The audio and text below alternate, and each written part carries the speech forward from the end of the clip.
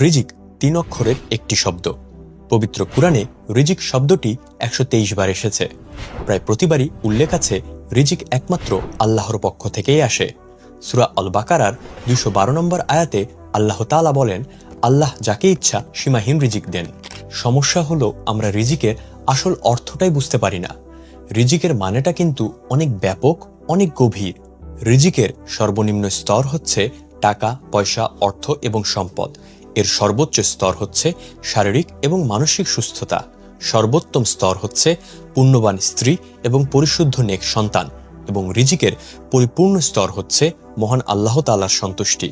তাই রিজিক কখনো জিরো সাম গেইন তথা এক পক্ষের লাভ তো অন্য পক্ষের ক্ষতি এমন কোনো সিস্টেম না, যার ফলে কেউ যদি 5,000 টাকা বেশি আয় করে আপনার ভাগ কমে যাবে না, বরং আপনি কম আয় করলেও আল্লাহ তাআলা রহমত দিয়ে সে অল্পতেই আপনাকে শান্তি এনে দিতে পারে।